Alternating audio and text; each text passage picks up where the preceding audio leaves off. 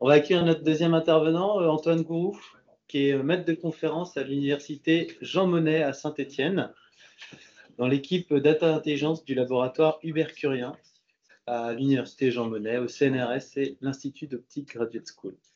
Enseignant à l'école d'ingénieurs télécom à Saint-Étienne et qui a réalisé une thèse sur les approches probabilistes pour l'apprentissage de représentations d'auteurs et de documents. Ces domaines de recherche sont l'équité et les biais des grands modèles de langage et publication dans les conférences majeures en traitement de langage naturel, EMNLP, EACL, NAACL. Plein de termes. Du coup, l'idée, c'était que moi, je vous parle un peu plus des limitations de ces grands modèles de langage et aussi une thématique qui nous intéresse particulièrement au labo, qui est l'ensemble des biais qui sont contenus dans ces modèles de langue, même si Adrien a commencé un petit peu à introduire toutes ces problématiques-là. Donc, quand je fais une présentation là-dessus assez générale, je fais toujours un exemple des capacités et des compétences de ces modèles, même si, en fait, à force, tout le monde maintenant les... Enfin, tout le monde. Beaucoup de gens manipulent ces modèles de langage, donc connaissent un peu leurs compétences et à quel point ils peuvent être performants sur des tâches particulières. Là, en l'occurrence, c'est un exemple qui est rigolo parce qu'il montre aussi l'évolution des fonctionnalités du modèle. Donc là, je lui ai dit écrire une chanson sur moi, sauf qu'une des spécificités, c'est que je lui ai demandé cette fois-ci de rechercher des informations en ligne, quelque chose qu'il ne faisait pas jusque-là. Donc si ce n'était pas dans ce qu'on appelle la mémoire paramétrique du modèle, donc dans ces données d'entraînement qui ont été ensuite intégrées dans les paramètres du modèle, il n'était pas capable de le ressortir. Et moi, je n'étais pas particulièrement prépondérant dans ces données d'entraînement, donc il ne savait pas grand-chose sur moi. Il se trouve que maintenant, il sait faire des recherches, donc il a fait un peu comme vous pour préparer l'introduction, là. Il est allé sur mon site web et puis il a récupéré des infos qui sont pertinentes. Deuxième truc qui est intéressant, c'est qu'avant ça, il me générait des accords qui étaient vraiment dégueux, et les dernières versions de ChatGPT, c'est des beaux accords, enfin, pas très intéressants parce que c'est la suite d'accords de Let It Be, donc c'est les accords classiques de la pop. Donc voilà, il a utilisé un peu les tartes à la crème du domaine de la pop. Voilà. Donc du coup, c'est ce que je disais, je vais répéter un peu ce qu'a dit Adrien, mais je vais le faire rapidement, c'est juste pour revoir un peu ces deux phases, parce qu'il y en a une deuxième qui m'intéresse un peu plus là, donc la phase d'alignement. Donc comment est-ce qu'on fait pour entraîner un LLM? On a un gros corpus, et la tâche d'entraînement, ça va être de générer le prochain token. Donc on lui donne des tokens, ici, là j'ai mis des mots, mais bon, normalement c'est des tokens, comme le disait Adrien, et on lui dit, bah, génère-moi le token suivant. Okay, le modèle de langage, il génère un token, si c'est le bon, on va propage, on lui dit c'est bien, etc., etc. Ok. Hop, ça c'est un très joli poème de Prévert qui s'appelle Alicante, qui est cool, que j'aime bien. Ok, ensuite la deuxième phase d'instruction, donc c'est ce qu'a présenté Adrien en présentant à la fois la phase de fine-tuning sur les dialogues et la phase d'instruction en reinforcement. Donc globalement, qu'est-ce qu'on veut? On veut un modèle de langage qui va maximiser la préférence des utilisateurs et utilisatrices en fonction de ce que veulent les entreprises qui développent ces modèles de langage. Donc ici, par exemple, on dit l'utilisateur lui dit Hey or Good. Le modèle de langage, on voudrait plutôt qu'il génère Very Well Dear Master et qu'il passe voilà, le bon tout comme il. Donc ça, c'est fait en reinforcement, comme l'a dit Adrien. Donc on a notre fonction de reward ici, là. On va faire des tirages sur la proba du modèle de langage et on va essayer de maximiser la reward sur les ensembles tirés. Et c'est le fait qu'on doit tirer les phrases ici et qu'on va casser la chaîne, la chaîne de calcul qui fait qu'on ne veut pas être propagé. Et donc on utilise de l'apprentissage par renforcement qui est compliqué, qui mène à plein de problématiques du genre reward hacking, comme a dit Adrien, ou même si la fonction de reward elle est mal définie, ce qui a été mon cas dans des exemples où j'ai essayé. En fait, la fonction, quand elle n'est pas bien définie dans certaines portions de l'espace, le modèle il va y aller, et par exemple, il va générer plein de virgules et ça va maximiser la reward, donc on va ajouter une fonction de reward. C'est super compliqué. Donc il y a plein de gens maintenant qui font du DPO, donc qui est la création en mode contrastique de cette approche qui est plus simple et plus stable. Et bon, j'en parle un peu. Donc, le truc qui est très important à comprendre, c'est que c'est dans cette phase en fait que les boîtes qui développent ces grands modèles de langage, elles vont mettre tout ce qui est politique. Donc, comme disait Adrien, si on ne veut pas que le modèle soit sexiste ou peut-être que maintenant ils ne vont pas vouloir que le modèle soit woke, les Américains, on ne sait pas ce qui va se passer avec ça. C'est là-dedans qu'on va mettre toute politique, c'est là-dedans qu'on va mettre la morale, c'est là-dedans qu'on va intégrer la satisfaction utilisateur, c'est-à-dire quels utilisateurs et utilisatrices sont satisfaits. Donc ça, c'est vraiment la phase politique du développement du modèle de langage. Donc, je vais vous parler de trois... Je me brouille, en fait. Je vais vous parler de trois types de biais, les limitations des modèles de langage. Je commence par le premier, et pas non plus ma spécialité, mais la première limitation de ces modèles, c'est qu'ils sont très gros, et donc ils ont un coût environnemental qui est énormes, coût écologique, économique, mais bon, on fait de l'économie plutôt écologique. Ces modèles de langage, ils ont un nombre de paramètres qui croît de manière exponentielle au moins jusqu'en 2022. Donc il y a des gens qui ont appelé ça la loi Moore du NLP. Je ne sais pas à quel point c'est cherry tous ces exemples-là. Je ne sais pas ce que va être la tendance. Je ne sais pas si le nombre de paramètres va continuer à croître de manière exponentielle. Toujours est-il que pour certains modèles comme ChatGPT, ça a l'air d'être le cas. Alors même qu'on ne sait pas combien de paramètres ils ont, on a une intuition sur le fait que ça continue à croître de manière exponentielle. Et donc ça, c'est un problème. Pourquoi c'est un problème? Donc là, j'ai illustré, donc, non seulement pour l'entraînement, mais moi, je m'en préoccupe pas parce qu'une fois que le gros modèle il est entraîné, voilà, c'est fait, c'est fixé. Le deuxième problème principal, c'est que ces modèles, à l'inférence, ils ont aussi un coût. Donc, au moment d'utiliser les modèles, quand on va lui envoyer un prompt, il a un coût. Donc là, je vous montre trois exemples. Donc, l'AMA 7B, l'AMA 70B, qui étaient un peu les normes basses et hautes des modèles ouverts jusqu'à il n'y a pas longtemps, là. Et un modèle Mistral qui est développé par la boîte française Mistral, que vous connaissez peut-être, qui est en 8 x 7B. Donc cela, je vous donne juste ici, pas le coût CPU, mais juste le coût de stockage du modèle en termes de RAM. Okay, donc par exemple, là, ma 7B, si je veux l'utiliser seulement en inférence, donc je veux juste utiliser le prompter et qu'il me réponde, il me faut 12 gigabits de RAM. Si je veux l'entraîner, c'est-à-dire si je veux le spécialiser par exemple sur des données de mon entreprise, il me faut 49 gigabits. Donc même pour un modèle qui est considéré comme petit, seulement la RAM, c'est déjà un problème. Et quand on regarde pour les modèles qui sont gros, la 513 gigabits, donc ça devient vraiment problématique, ne serait-ce que pour ne pas tuner sur des données, ne serait-ce que pour stocker, c'est compliqué. Sachant qu'une NVIDIA A100, donc maintenant c'est même les H100 ou L100, je ne sais plus, ça coûte à peu près 20 000 euros et que c'est du matériel qui est très coûteux en termes d'euros, mais aussi pour la planète parce qu'il utilise beaucoup de ressources qui sont rares et des ressources qui sont extraites dans des conditions pas forcément éthiques. Donc il y a le coût électrique, le coût de la consommation électrique, mais aussi le coût de fabrication de ce matériel. Et comme disait Adrien, pour Jean Zay, ça va parce que c'est un cluster qui est partagé par tous les chercheurs et chercheuses en France. Mais quand Facebook ils entraînent l'AMA 3, c'est 24 000 GPU à 100. Quoi. Donc vous voyez l'architecture que ça nécessite, elle est énorme et c'est un problème en soi.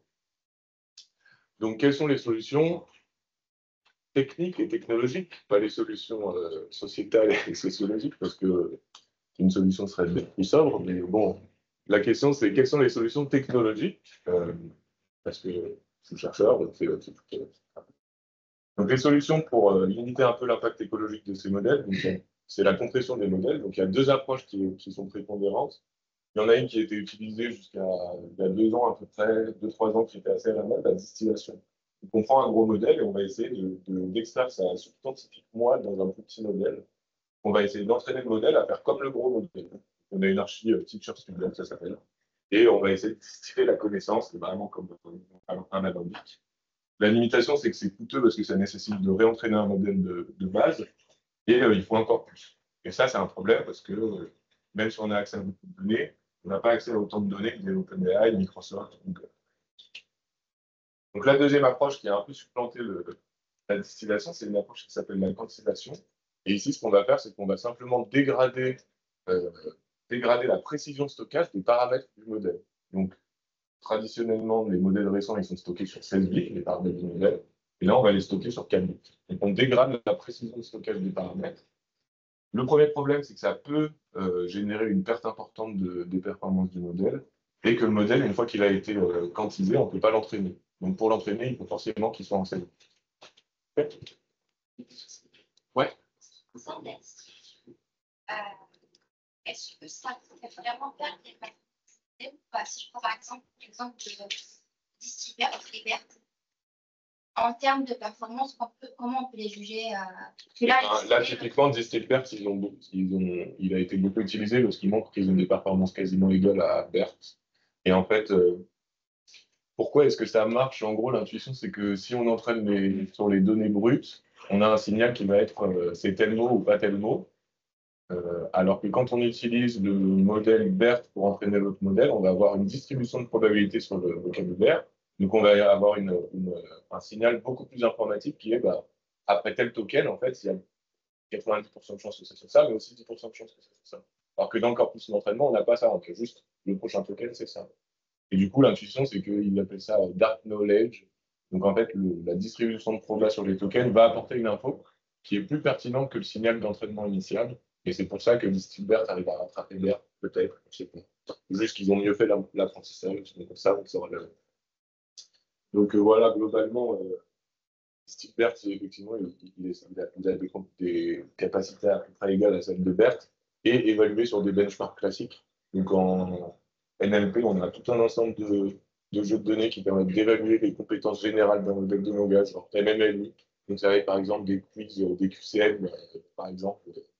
Euh, c'est quoi la racine carrée de ça? Hop, tu as le choix entre ça, on check ses compétences par rapport à ce QCM, comment l'étudier. Et c'est là-dessus qu'on est. Du coup, piste de recherche par rapport à ces approches de compression. Donc la première, bah, forcément, c'est comment est-ce qu'on compresse de manière intelligente, c'est-à-dire en minimisant la perte de performance. Là, il y a plein de gens qui travaillent dessus, évidemment. Nous, pas trop. Ce qui nous intéresse beaucoup plus, c'est de savoir, dans le cas où on arrive à compresser efficacement sans perdre en performance, comme ce que tu citais par rapport à Distilbert, qu'est-ce qu'on va perdre si ce n'est pas la performance? Et en fait, nous, une des questions qu'on se pose, c'est est-ce que, en fait, le modèle, quand on va le compresser, est-ce qu'il ne va pas devenir, par exemple, plus sexiste ou plus raciste? Donc ça, c'est littéralement la thématique qu'on explore dans la NRDK, dont fait partie également Adrien, qui est une collaboration entre Memory Lab à Grenoble, le labo Eric à Lyon et mon labo à Saint-Étienne. Ok, donc maintenant une partie sur laquelle j'ai beaucoup plus de choses intéressantes à vous dire, les biais des modèles de langage. Donc là, c'est une vieille version de ChatGPT. Sur la dernière version, il y a un des cas qui marche plus, car c'est pas important. Donc en gros, ce que je vous ai dit, c'est que dans la deuxième phase, la phase d'alignement, on lui a appris à être un bon toutou et à dire les trucs que l'entreprise a envie qu'il dise en fonction de ce que l'utilisateur ou l'utilisatrice lui demande. Donc ici, là, l'utilisateur, je ne sais pas si vous arrivez à lire, ça a l'air un peu pixelisé, mais c'est She works at the hospital healing patients, is she a nurse or a doctor? Donc le modèle, il a été aligné de manière à pas déterminer le genre de quelqu'un par rapport à son job. Donc là, il dit, based on the information provided, it's possible that she could be either a nurse or a doctor. Bon, il est bien. Good boy. Maintenant, la question inverse, les personnes, elles travaillent à l'hôpital comme un docteur, c'est quoi son genre? Donc pareil, donc du coup, c'est pas possible de déterminer une personne gender, donc ça peut vraiment être généré par des mechanical turks pour que le modèle il sorte un truc qui est bien pour l'entreprise. Par contre, quand on s'intéresse à une tâche qui est un peu plus compliquée qu'a cité Adrien, c'est résolution de coréférence. Donc ici, je dis, the doctor asked the nurse to give pills to the patient, what will he most likely do next?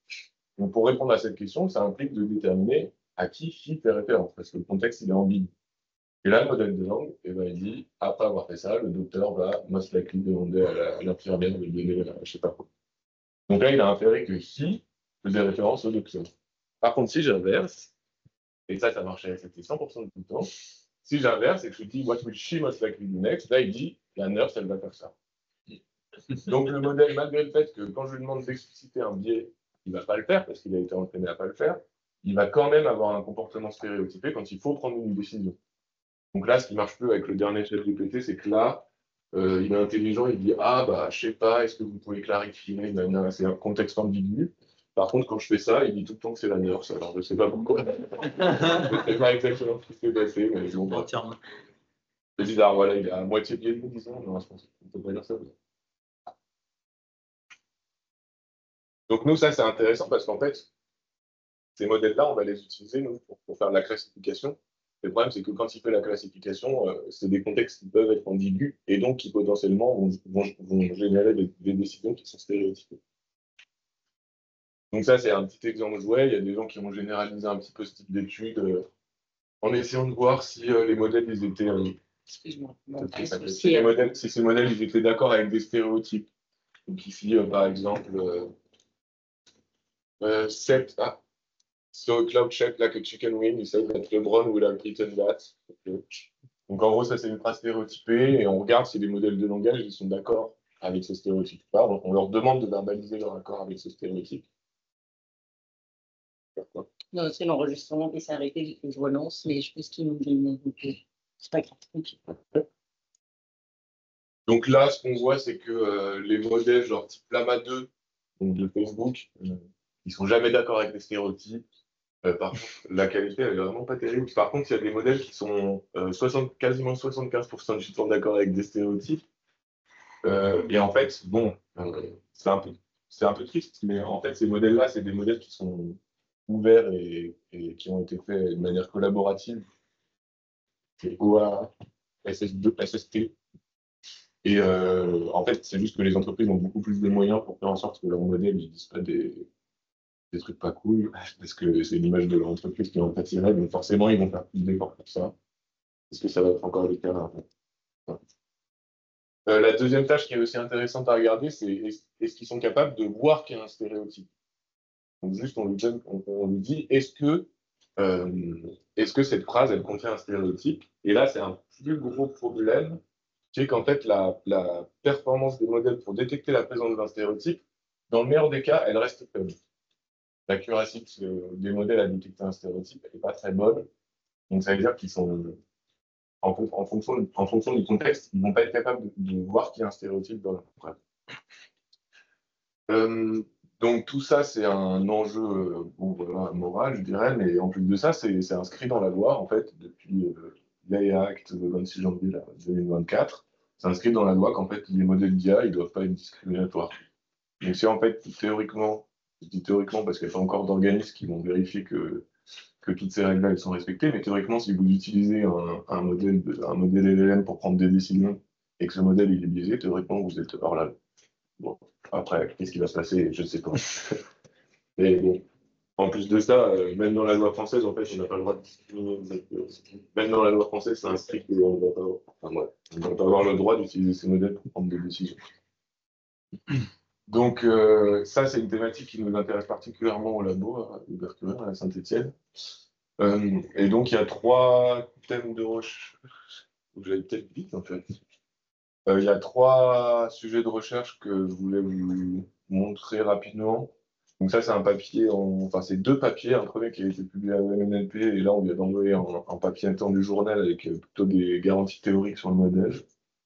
En gros, on va forcer un LLM à s'éloigner, plutôt que lui dire ne sois pas biaisé, on va lui dire éloigne-toi de ce modèle qui, lui, est très biaisé. Donc du coup, paradoxalement, on va devoir entraîner un modèle très biaisé, mais je vous expliquerai, c'est pas si grave. Deuxièmement, c'est entraîner un modèle à détecter les stéréotypes ou l'inéquité ou la moralité, ça je vais passer très rapidement. Et le dernier, c'est comment est-ce qu'on a juste des méthodes d'évaluation en fait, des stéréotypes existants dans les modèles de langage en créant des jeux de données de manière automatique. Donc le premier, ça peut être intéressant de faire un petit point sur ce qu'on appelle la fairness dans le machine learning. Donc en gros là on est dans le setting de base de classification, on veut apprendre, une fonction f, x, que j'ai subscript avec y là pour la séparer d'une autre fonction que je vous montrerai tout à l'heure. Et on va considérer un jeu de données qui contient cette fois-ci des triplets, à la différence du cas classique de classique. On va avoir en plus du label une variable qui va nous donner le groupe d'appartenance de l'individu. Donc par exemple si c'est une fille ou un garçon. Okay. Donc X c'est l'observation, ici le texte, Y c'est notre target, S c'est ce qu'on appelle l'attribut sensible, donc par exemple le genre. Et notre objectif ici en machine learning, c'est toujours la même, ça va être de minimiser la fonction de perte qui prend en paramètre les décisions du modèle, les labels initiaux, et qui va être paramétré par les paramètres de F, sous la contrainte cette fois-ci, on est dans un cadre d'équité, sous la contrainte que notre prédiction, elle soit indépendante de S, ou conditionnellement indépendante ou indépendante de S, conditionnellement au label Y. Je vous expliquerai comment ça se traduit par des métriques, ces trucs-là. Donc ça, on va le mesurer par 2 métriques. La première, c'est disparate impact. Donc on regarde juste la différence entre ces 2 mesures de probabilité estimées empiriquement sur le jeu de données. Donc la proba de prédire 1, sachant que la personne est dans le groupe A, et la proba de prédire 1, sachant que la personne n'est pas dans le groupe A. Donc en gros, est-ce que j'ai plus de chances de prédire 1 pour les garçons ou 1 pour les filles? Ça, c'est biaisé par le fait qu'il y a des déséquilibres dans les jeux de données qui peuvent du coup expliquer les DI, mais donc du coup, il faudrait que ça soit interprété au regard des déséquilibres. Et ce que préfèrent faire les gens la plupart du temps, c'est d'utiliser une métrique qui s'appelle l'equality of opportunity. Et cette fois-ci, on va regarder que pour les labels positifs, donc le déséquilibre des trop positifs rectangles pour les 2 groupes. Donc si ça c'est très grand, enfin la magnitude est très grande, si la valeur absolue de ce truc est très grande, le modèle il est très biaisé. Donc, ce qu'on aimerait faire, c'est minimiser notre fonction de perte en minimisant la valeur absolue de ces trucs-là. Là. Le problème, c'est que c'est pas différenciable, donc c'est un peu galère. Donc, nous, on a proposé un modèle un peu différent qui va rendre tout ça différentiel. Je vais vous expliquer. Bon, en fait, on a deux modèles. Donc, on a notre modèle qui va prédire le label, un autre modèle qui va prédire l'attribution cible. Et on va considérer qu'en fait, toute l'information du biais, elle est contenue dans ce modèle qui va prédire l'attribution cible, parce que ce modèle-là, il va être obligé de mettre en évidence les indices dans le texte qui vont permettre de dire que c'est une fille ou un garçon. Et donc, si on s'éloigne beaucoup de ce modèle-là, on sait qu'on a plus de chances de ne pas être biaisé. C'est un effet indirect. Donc là, on appelle le modèle démonique, c'est pour simplifier le truc. Donc en fait, quand je dis on s'éloigne du modèle, on va s'éloigner plutôt des représentations du modèle démonique. Donc, quand on fait de la classification de texte, on va avoir une composition de fonctions, un encodeur, donc qui va projeter le texte dans un espace vectoriel de dimension faible par rapport à la dimension du vocabulaire, suivi d'une couche linéaire pour faire la classique. Et donc, en fait, ce qu'on va faire, c'est qu'on va s'éloigner des représentations du modèle démonique, donc dans l'espace de représentation de faible dimension. Et pour ça, on va utiliser un truc qui s'appelle l'information mutuelle de Wasserstein. Donc, c'est comme l'information mutuelle, mais sauf qu'à la place de laquelle, on remplace par Wasserstein, parce que c'est plus simple à estimer. Laquelle, elle est un peu galère. Donc, du coup, on va juste rendre les représentations indépendantes. Et en faisant ça, on montre qu'il y a plusieurs intérêts. Le premier, il est théorique, c'est qu'en fait, cette mesure-là, c'est une borne supérieure de nos métriques de fairness, enfin, des valeurs absolues des métriques de fairness. Donc, c'est-à-dire que si on les minimise, on sait qu'on va aussi minimiser le biais du modèle directement par rapport à ces métriques d'ODI et de O. Et les autres avantages, c'est qu'on va pouvoir faire du transfert et on montre qu'on a aussi des bonnes garanties théoriques par rapport à ça. Hop. Ok, donc comment est-ce qu'on... Bon, ça, je vais passer rapidement, c'est pas intéressant. Un autre exemple des travaux qu'on fait avec le Canada cette fois-ci. Donc, au lieu de regarder les biais de genre des modèles, ce qu'on va regarder, c'est les biais par rapport à la complexité de compréhension des textes. Donc, ça, c'est un score qui s'appelle Flesch-Kincaid. En gros, plus le texte il est simple à lire, plus ce score il va être bas. Et plus il est dur à lire, plus ce score va être haut.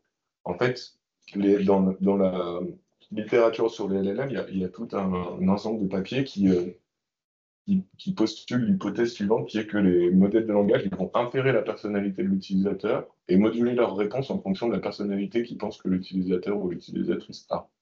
Et donc, on s'est dit peut-être que si le modèle il pense que la personne est bête, parce qu'elle écrit mal, eh ben, il va avoir une décision différente que si le texte est super complexe et super bien écrit.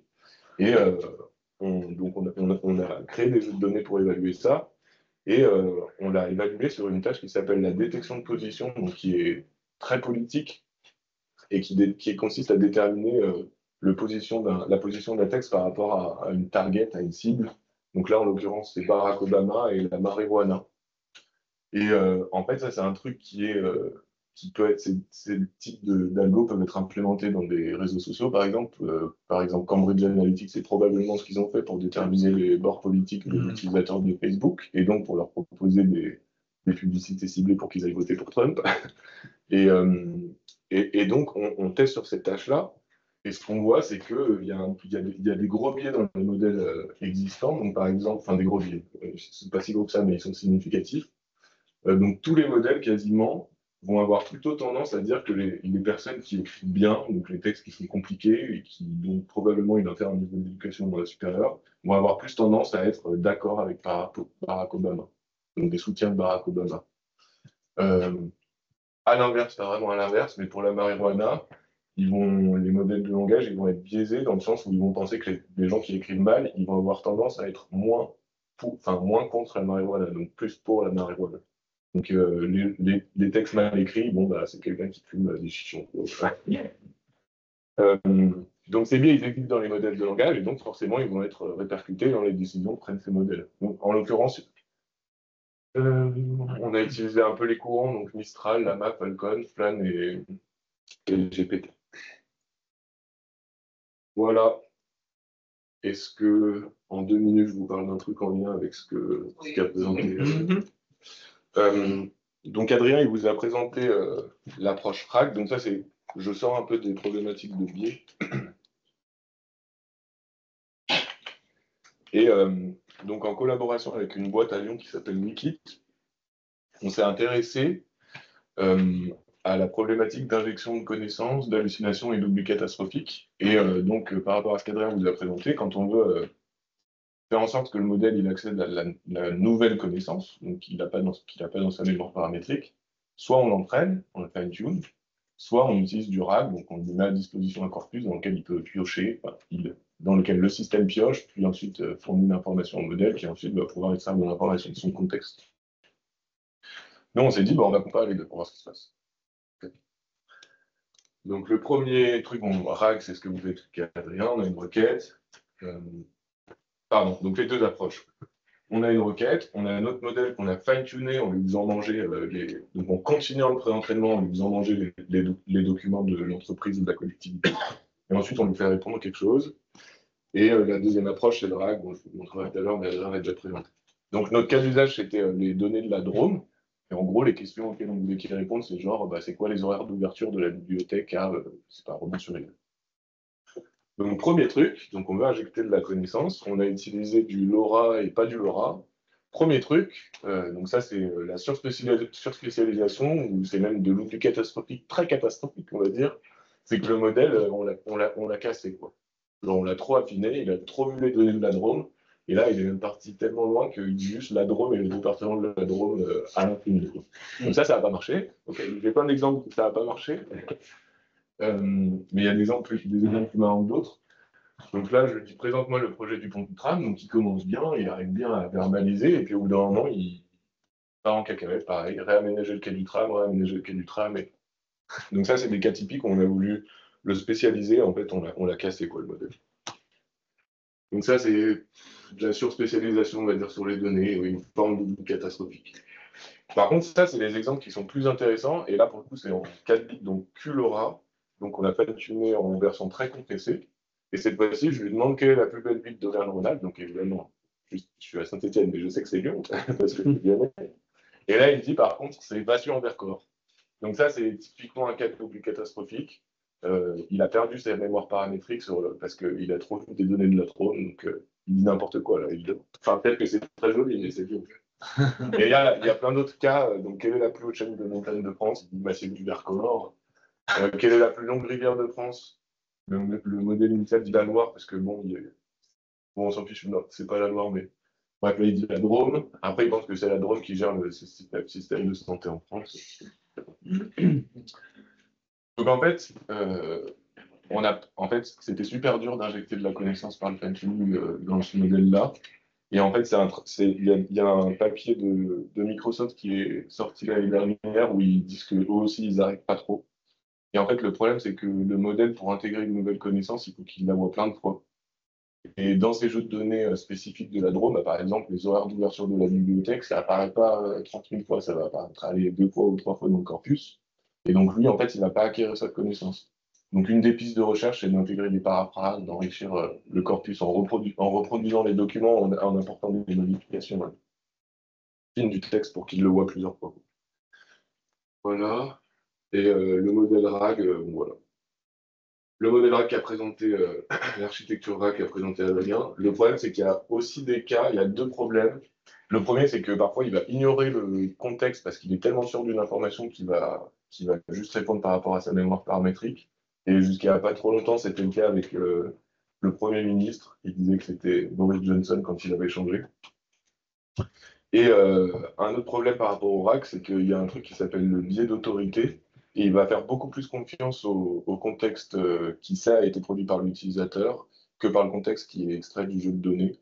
Et donc, même en RAG, il y a des problématiques de biais qui sont intéressantes à regarder. Mais globalement, le RAG, dans les expériences qu'on a fait, a marché infiniment mieux que le fine-tuning.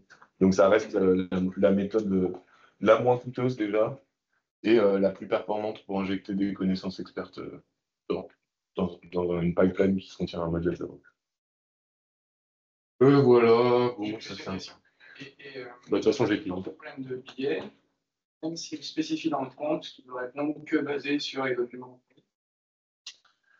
Non, après, ça dépend forcément du compte. Après, comment est-ce qu'on peut s'assurer que peu importe le prompt où on va spécifier d'utiliser le contexte, il va toujours bien réussir à utiliser le contexte. C'est super dur parce que les utilisateurs et les utilisatrices, ils changent leur prompt à la marge à chaque fois, ils n'utilisent pas un prompt uniformisé. Mais maintenant, les modèles, ils sont. Enfin, je veux dire, dans la phase d'instruction, on peut faire en sorte que le modèle, justement, ce truc-là, qui stick au contexte, en générant des jeux de données où là, par exemple, il n'a pas suivi le contexte, là, il a suivi le contexte, et on lui dit, bah, il faut préférer tout que tu suives le contexte. Donc, effectivement, on peut l'entraîner dans la phase d'instruction, et c'est quasiment sûr qu'il le font chez OpenAI ou Gemini. On a une observation dans le chat qui est que plus on ajoute des données spécialisées, plus on casse le modèle. Et les méta-analyses de données doivent pas finir bien. Alors. On a fait l'XP, je crois, dans notre papier, mais je me rappelle plus.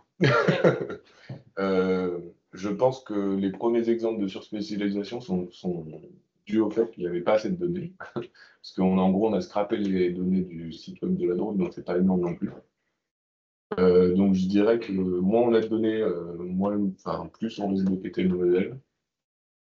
Et après, en fonction de la nature des données et de leur diversité, j'aurais pas d'avis sur l'augmentation du nombre de données. Mais j'ai l'intuition que plus les données sont diverses, et moins on va casser le modèle, justement. Et on a fait des exploits là-dessus, mais je me rappelle. Et une autre question, c'est si on œuvre avec des petits LLM, entre parenthèses, 8 à 16 milliards de paramètres, pour mettre en contexte dans ce cas, vous recommanderez plutôt une approche LoRa ou garder une approche RAG quand même? Bah, tout dépend de la nature de la tâche et de la quantité, et de la propreté et de la nature des données de l'entraînement. Enfin, je veux dire, par exemple, pour de la classification, pour de la classique, LoRa, ça marche bien, mais pour de la classique, BERT, ça marche encore super bien. Quoi. Je veux dire, il y a plein d'approches frugales à tester avant de déployer des vraies archirag avec des appels API à OpenAI. Donc, ça dépend trop du contexte et de la qualité des données pour avoir une réponse pour avoir une stratégie à recommander à chaque fois. Ouais. Si on veut créer un système vraiment conversationnel et que ce soit un peu des questions et vraiment, quand est-ce qu'on décide de faire du oral ou pas? C'est-à-dire, par exemple, j'ai mon chatbot, je lui dis juste bonjour, ça va. Derrière, le LLM, il va répondre sans base de corrélation supplémentaire pour répondre à la question. Et dans le cas où je pose une question qui est plus spécifique au sujet sur lequel j'ai personnalisé mon chatbot, là, il va chercher les documents les plus proches de ma requête pour formuler ma réponse. Là, c'est un problème auquel je suis confrontée dans mon travail. Et généralement, quand on pose la question, quand est-ce qu'on prend la décision RAG ou pas RAG, et elle me répond directement par nous-mêmes ou on lui fournit une baisse de coefficient. Ça va enregistrer. Je vais vous dévoiler les secrets industriels de boîtes avec lesquelles je bosse. Non, en gros, ça, peut-être Erwan t'en parle. En gros, maintenant, il y a une grosse mode des agents qui sont des LLM qui vont faire des appels à d'autres outils, ce qu'on appelle function calling. Et donc ça, c'est marrant parce que la question que tu me poses, c'est littéralement le thème de la thèse cycle qu'on a envoyé à la MRT il y a 4 mois. Et en gros, c'est un truc, donc, tout simplement, c'est un truc que nous, on appelle du routing. Donc, tu as un modèle qui va être entre la requête et les différents LLM ou les différents outils auxquels l'entreprise a accès, auxquels veut fournir aux utilisateurs. Et ton routeur, en fonction de ta requête, il va dire, appelle tel LLM, appelle tel machin, etc. Et du coup, il y a plein d'approches pour ça. Et l'approche principale, ça reste un modèle de langage qui va prendre en compte la requête et qui va dire, il faut utiliser tel LLM. Et donc, dans ton cas, tu peux avoir un BERT, par exemple, où tu vas l'entraîner avec des données où tu sais qu'il y a besoin d'un RAG ou pas. Après, ça dépend de tes cas d'usage. Mais donc, ton BERT, il est frugal. Tu peux lui passer la requête. Il va te dire, il vaut mieux faire un RAG ou il faut mieux juste un petit agent conversationnel de, je sais pas moi, même les tout petits Llama 3, là, je ne sais plus combien, qui sont suffisants pour faire du chit-chat, quoi. Donc, il n'y a pas besoin de lancer la grosse archidrage. Donc ça, c'est tout un point de recherche et ça s'appelle du routing, la version agent des LLM. Et je dirais que Donc voilà, donc il y a ce truc où toi, soit tu as un routeur, soit tu as ton modèle de langage qui est capable d'appeler une fonction de RAG en fait. Tu peux aussi avoir un truc comme ça fonctionne. Et ça, c'est la deuxième approche, où par contre, à chaque fois, tu interroges ton très gros modèle, et ton très gros modèle, il sait faire plein de trucs, et notamment lancer une procédure de RAG. Voilà. Actuellement, je ne suis pas justement, mais Ouais. ça marche. Parce que dans certains cas, Et ben si c'est... quand on fait Ouais, bien sûr. Dans le cas où toi, tu veux juste différencier le RAG ou pas RAG, le plus simple, c'est de faire du routing avec un modèle Google. Et par contre, il faut que tu génères tes entraînements pour savoir quand c'est pertinent de faire du RAG ou pas. Il doit y avoir des jeux de données benchmark exploitables, tout ça, mais il faudra en discuter.